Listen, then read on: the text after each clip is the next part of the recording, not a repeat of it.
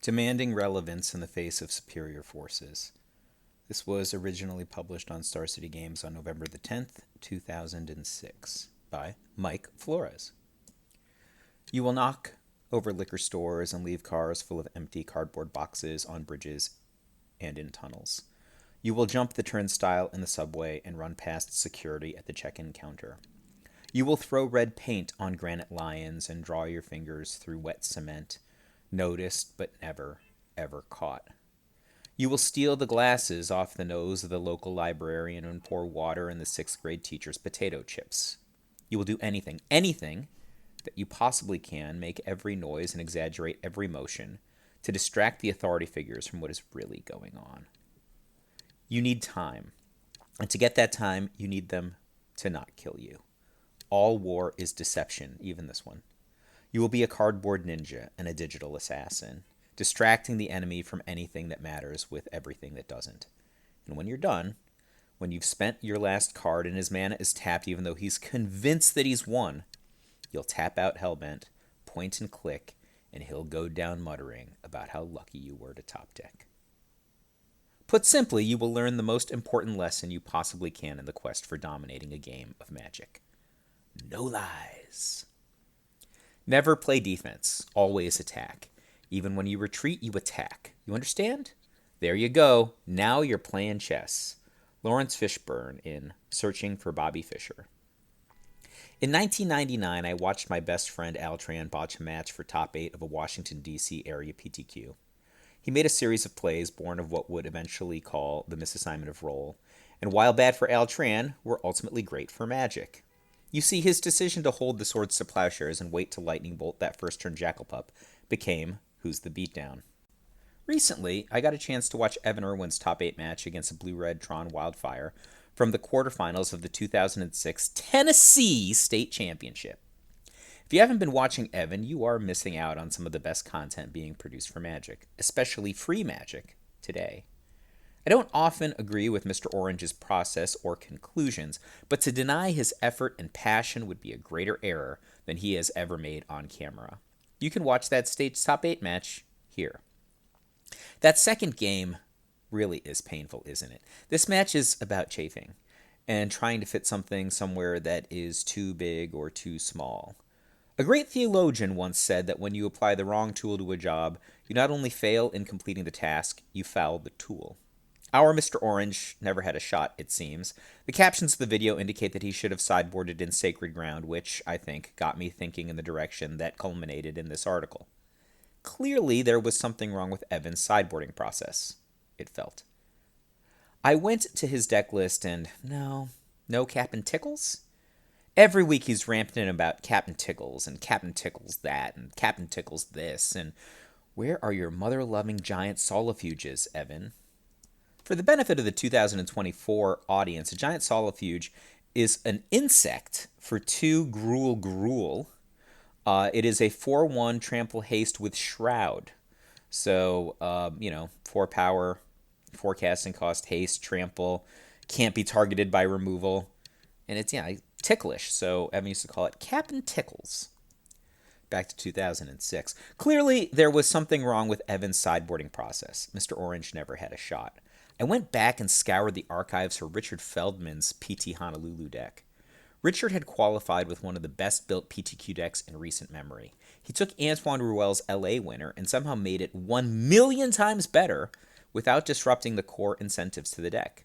He just plugged up those few holes that can murder a control player under pressure, the ones that create error where there should be victory, and sent them far away, and while drawing extra cards.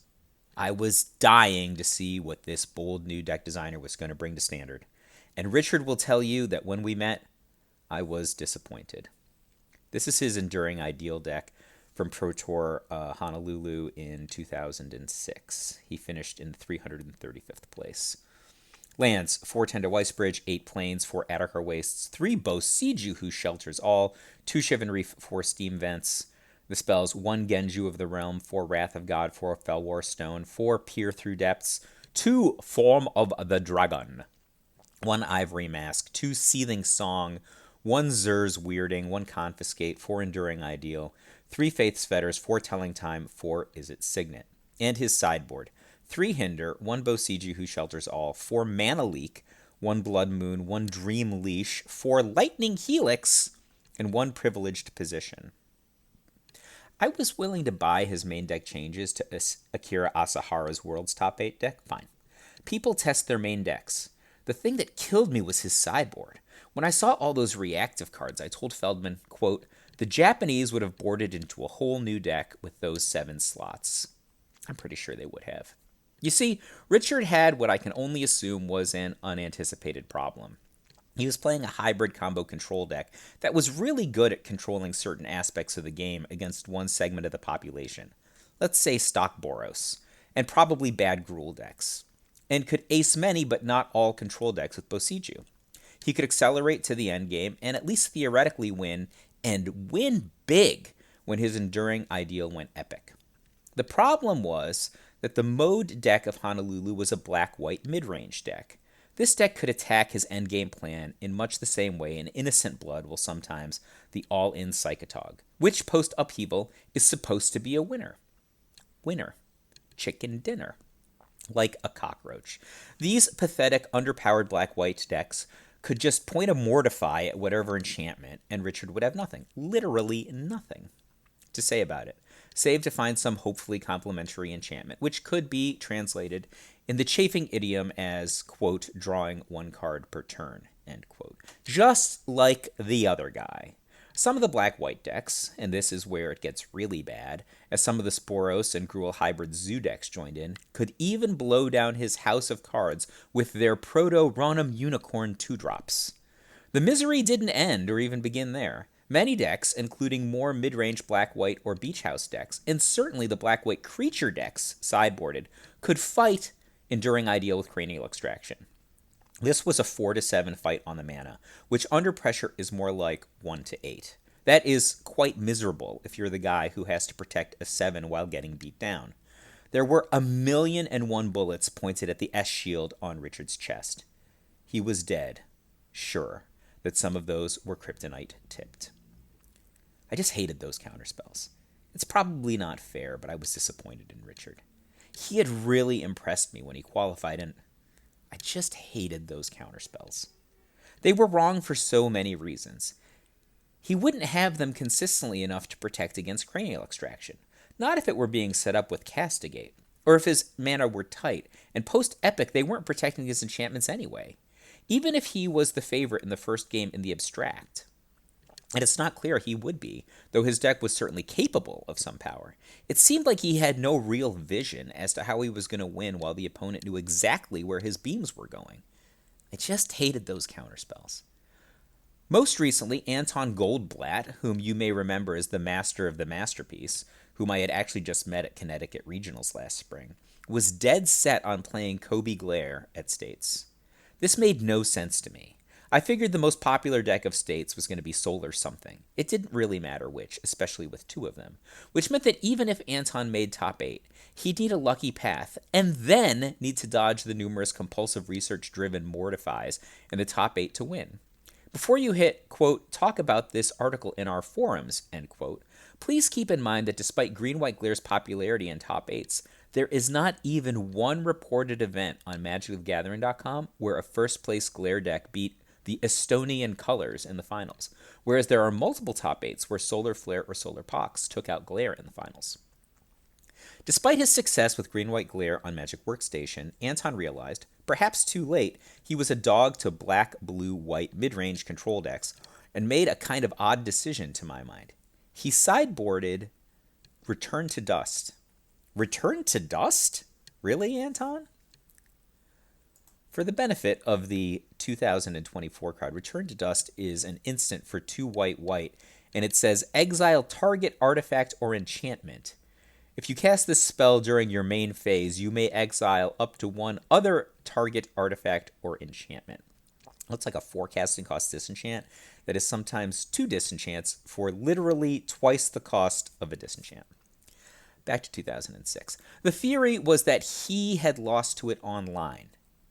He figured that sometimes Solar X players would bring in Faith's fetters for his Glare of Subdual, and worst case he could 2-for-1 Peace of Mind plus a Signet, or a pair of the same.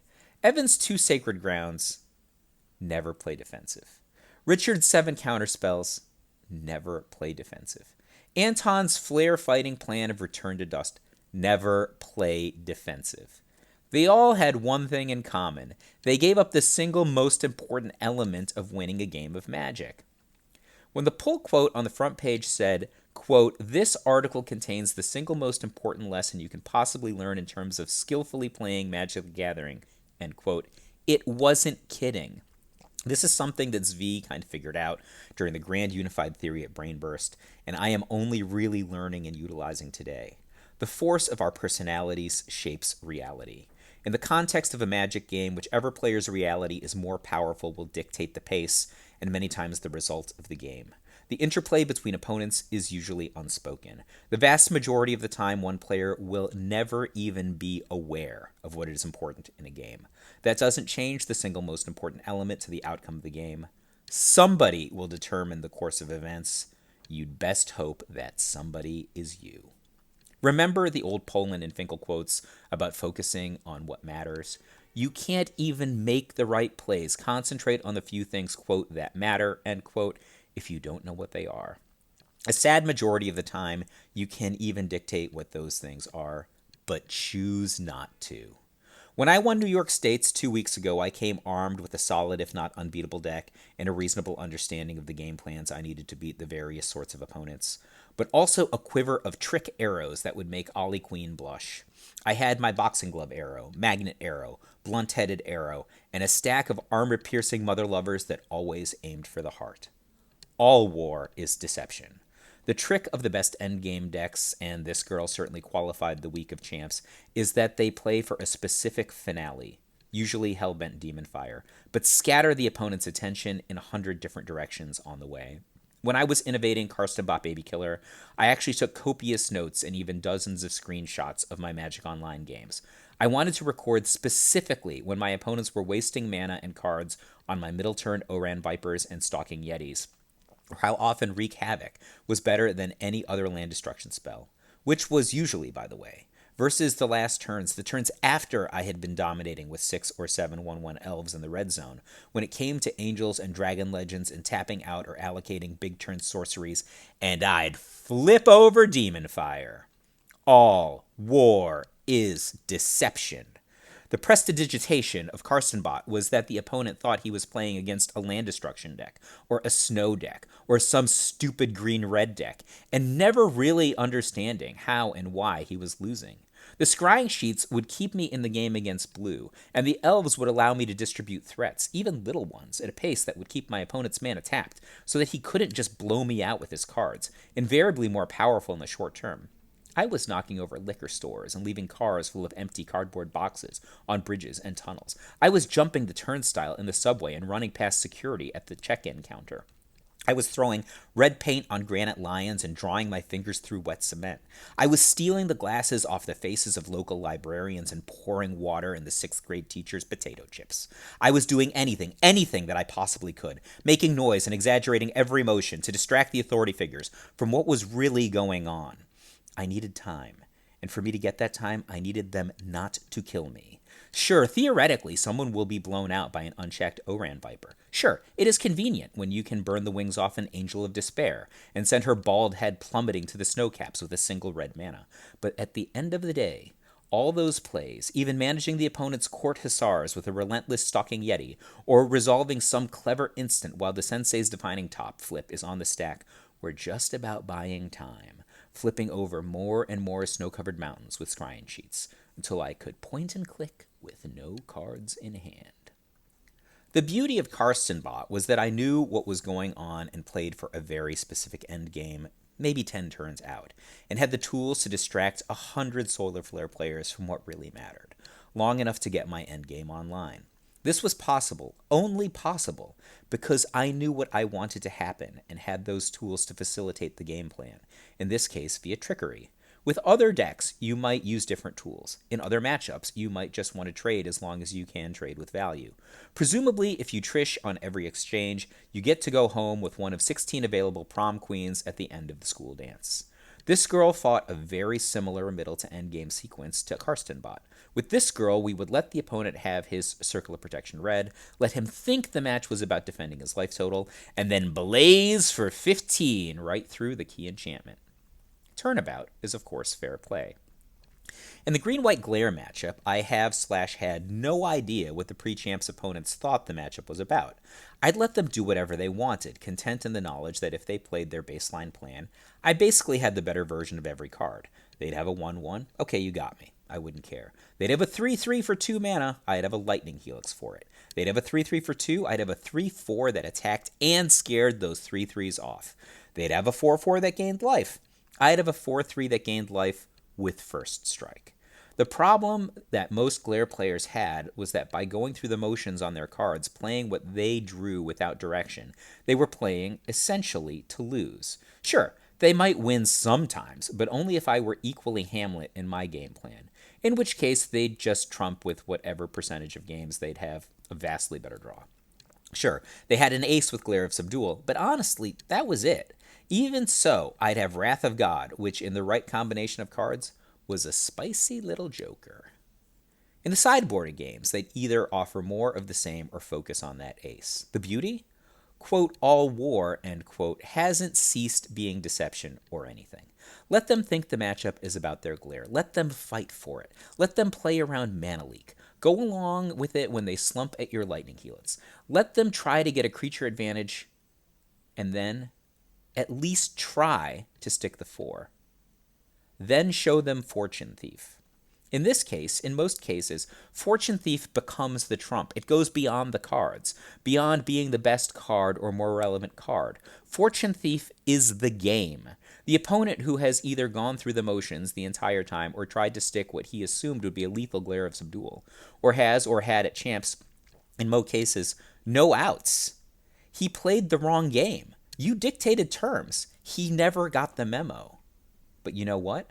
Turnabout is fair play. Let's make this about Fortune Thief, you might say, or keep to yourself right before playing Fortune Thief. Okay, he says let's. Don't be surprised when the now armed Glare player is splashing one Stomping Ground or a mountain off his Terramorphic Expanse.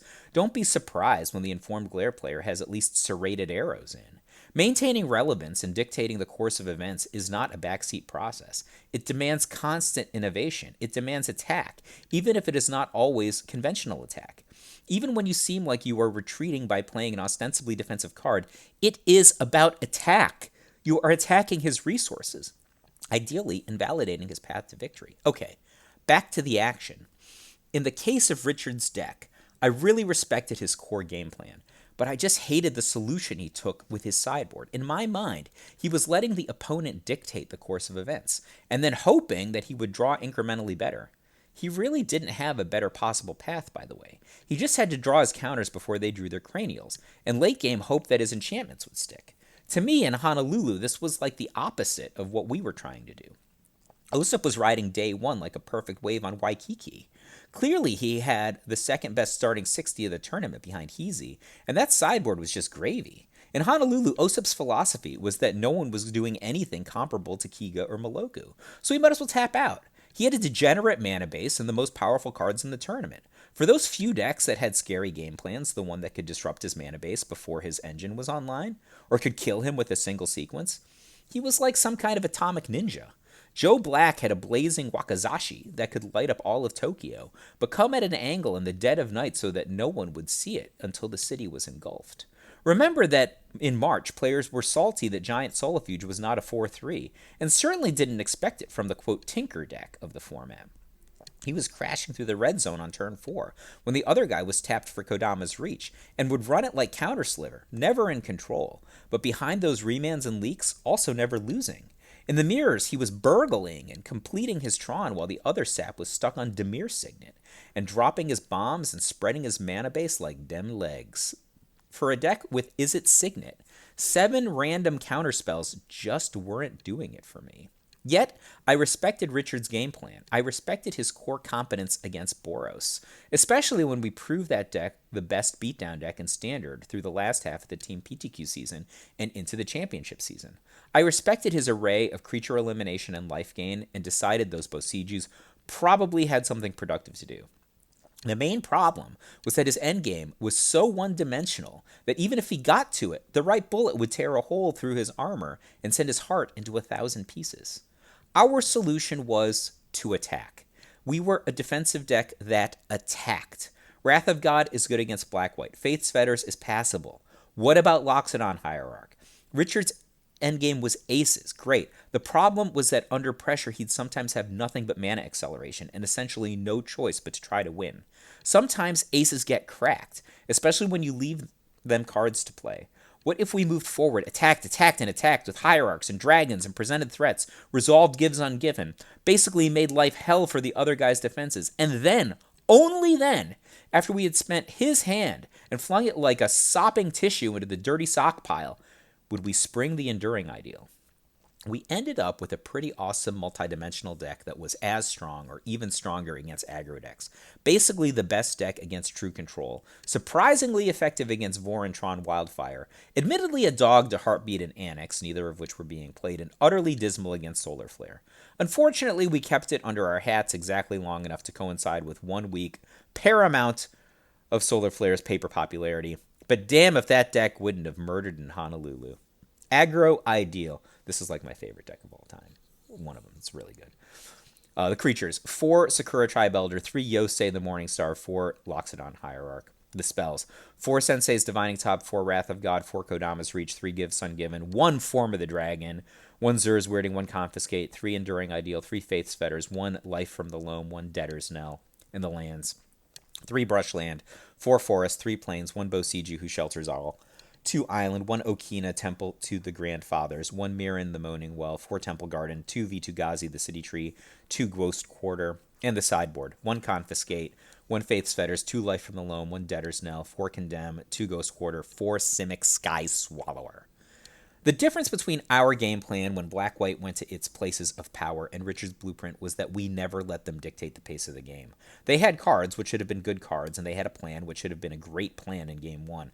We let them have these things. They had all their Mortifies and Commies in a row. They had their Cranials and their 60s and their bullets in every chamber. Fire, we'd say. Go ahead and fire. We dare you. Half the time, and that's being generous, they'd name a card that wasn't even in the deck. Enduring Ideal? Please. That's so last game. There was no way to cut all the enchantments, but, and assuming our few remaining enchantments would be removed, only left in the ones that traded for value. Sure, you can mortify my Faith's Fetters, because that's all you're going to get, but how many points did I stave off first? And I'm up 4 either way now. Wrath of God, by the way? Wrath of God? Like this girl against a zoo deck, we'd accelerate some early and match them drop for drop. Nice Nantuko Husk. How much will it cost you to get through my Loxodon Hierarch? Ghost Council? Ouch. Meet Simic Sky Swallower. I don't think I would have ever been clever enough to save Anton's deck from the Solar Twins by Champs. I had a Stomping Ground in my deck for 1 Thornscape Battle Mage main. No interest in losing to Fortune Thief. But I didn't have Demon Fire. I'm not sure if Demon Fire is enough from Glare. Solar Flare is just such a monster against Glare. Glare has all these little guys and no defined endgame. Solar Flare has half a dozen ways to remove Glare's ace and can race 5/5 and 6/6 flyers almost effortlessly. Solar Pox is even worse. We were high on green-white the week of champs, but it only takes one, quote, Smallpox, your Watchwolf, and Selesnya Sanctuary, sacrificing Flagstones of Trokir and discarding Haken, Stromgold's Scourge, end quote, to teach a reformed PT Junk player his lesson. I wasn't even winning the games where I drew Stonewood Invocation. Regardless, Return to Dust was no answer. The Glare on Flare games really only go one of 2 ways. Either Glare has early action and puts Flare low and puts Flare away before the Estonian colors can punish poor Glare for having no reach, or, as in the vast majority of the games, Flare trades with value on every play and laughs off the puny green creatures. Skeletal Vampire or Angel of Despair or a Chroma rule the sky and keep attackers at home. Racing is virtually impossible unless Solar X is completely land flooded. Return to Dust simply doesn't save green-white in the majority of games it will lose. In the first case, Glare needs a fast early game. Return to Dust ain't fast. Return to Dust is this horrible, brutally seductive trick like the beautiful girl you pick up in the wrong San Diego night spot. You look at your hand all excited at drawing your sideboard card, and the turn you were supposed to press the attack with another beater, you go for the 2-for-1 or 1-for-1, which is even more embarrassing. Sure, you might win, but there is no percentage to it. You probably would have been better off with some kind of giant solifuge. When you do win, it's just a happy accident of your aggressive draw fitting together with his slow draw like Lego, or John Finkel and Jason Zila. Your will didn't impose a damn thing. Or if it did, it's like dictating that you will flop a full house when you keep a 2-7 off. There's just no math. At best, you are agreeing to play the other guy's game in the hope that you can better exploit an inefficient mana draw. And if his draw were so bad, wouldn't you rather just have a better offense? On balance, you have these games where Solar X is going to beat you in the late game. What you need is a squall line to clear the path and show your awareness of his long game plan. Set up one alpha for your landlocked babies, perhaps a demon fire to finish it. And instead, you have this horrendous rack and ruin analog that is a conditional stone rain pointed at a man up 100 cards, sitting behind an inch-thick stack of Karoos. This brings us back to Mr. Orange and his difficult game 2 against Tron Wildfire. Evan removed 1 Rick's Mahdi Dungeon Palace, 1 Demon Fire, 1 Evangelize, 2 Mortify, 1 Debtor's Knell, 1 Wrath of God in favor of 2 Faith's Fetters, 2 Ghost Quarter, 2 Moratorium Stone, 2 Hide and Seek, and 2 Persecute. Evan noted that he should have taken out 2 more Wraths for his Sacred Grounds. Evan's opponent controlled the tempo from the onset, sending Spell Snare to Signet and Mana Leak at the next one. He clearly wanted to control both mana and cards in hand. Evan had no good solution to Spell Burst with buyback, so by controlling his mana acceleration, the opponent was able to jump to the end game, leaving Mr. Orange in the dust. In the end, Evan's big problem was that he could not produce enough mana to play multiple threats and overwhelm the Spell Burst. Because he controlled so many aspects of the game, mana and cards, the opponent deflected Evan's attention to, apparently, Triskelavis and Academy Ruins. Even if he got off a Hide and Seek, but lost to some other artifacts, like Jester's Cap. The problem is that Mr. Orange had no way to dictate the terms of the game. I'm sure he commanded the beatdown decks he faced throughout the day quite effectively. However, the Tron Wildfire opponent would not stand in line. Evan lacked the tools to force him to do so. A card like Giant Solifuge, which would have lowered his curve, might have been a good addition. And he loves Giant Solifuge. Another card I have been pondering in black, red, white Fireman control is Nightmare Void. There are a host of decks that just pack to a Nightmare Void going long. And applied relentlessly, this card could set up Firemane Angel as well as preempt Wildfire and get rid of Spell Burst before buyback mana. Many players don't realize this, but Nightmare Void eats in Academy Ruins too. It's quite possible that we can chalk this up to the sideboard, where one of the situations where Maher asks you how he should sideboard, presenting a stack of extra lands and dragon masks. You just can't win some matches if you don't have the tools. Now, clearly Mr. Orange was bound by his actual sideboard options, and if he had anticipated the Tron Wildfire match, it's possible he would have never made it to top 8. I think that given his sideboarding, Evan gave up before the deciding duel began. Let's face the realities of this matchup. 1, it's not fast. This matchup is going to go long because Evan doesn't have the tools to win quickly. 2, the opponent is trump in both the early game, can counter Signets, and the late game, has more powerful Demon Fire, and could go off with recursive elements. Given this structure, what does it say about Evan's sideboarding? Faith's Fetters is a lame 1-for-1 in this matchup. Evan can point it in an Academy Ruins or something, but that doesn't actually eliminate Academy Ruins' core functionality, that of tapping for mana. I think that Ghost Quarter is a fine addition, but probably not for the same reason Evan brought it in. Because the game will go long, the idea that he can turn off the Urzatron indefinitely is essentially a pipe dream. I guess that winding back Academy Ruins is a reasonable goal, but at the end of the day, it's good in this matchup just to have more lands. That means not siding out Rick's Mahdi Dungeon Palace. Notice how in the video, Evan's opponent gets off careful consideration and contains his Phyrexian Arena. Think about that. He can say no. It's actually likely that Evan will be behind in cards over the course of the game. Moreover, his opponent's cards are in the abstract better. Evan can clear his hand of Lightning Helixes if he wants to. These, as well as just wanting to have more lands against the deck with Wildfire, are reasons to keep Rick's Mahdi in the deck. Rick's Mahdi, despite giving the opponent the opportunity to pick and choose, actually affords Mr. Orange a measure of control, or in our language this week at least, the ability to actualize his will onto the game. Because the opponent owns both the early and late games, and because the matchup is not fast, it is my opinion that Evan has to fight for some middle point in the game and concentrate on an element of the game he voluntarily gave up, threats and damage. I don't actually know if this is a winning proposition, but consider the alternative and what actually happened. Fighting for the mid game at least gives Evan the chance to dictate some terms of engagement, rather than hoping each turn he will have the proper, many times outclassed answer card. In any case, the opponent only has 7 drop creatures, and that might be subject to Mr. Orange's copious discard. As such, removing Demon Fire and to a lesser extent Debtor's Knell seems inadvisable. The presence of a card like Moratorium Stone, where it can't, say, dominate an opposing suite of Firemane Angels, is at least arguably questionable. The card is bad in the early game when the opponent has the initiative, doesn't contribute to damage or threats in the middle turns when Evan might be able to harass, and can be played around late. I don't actually know if Tron Wildfire needs Academy Ruins online to win the long game, given the combination of Urzatron, Trump mana, potentially more powerful threats, and the insurmountable vigor of Spell Pierce with buyback. Running some kind of answer faux control in the face of such superior resources seems to me like trying to beat Silver Knight and Lightning Helix with Ironclaw Orcs and Volcanic Hammer. Sure, you can do it, but it might not be the role you are looking to take.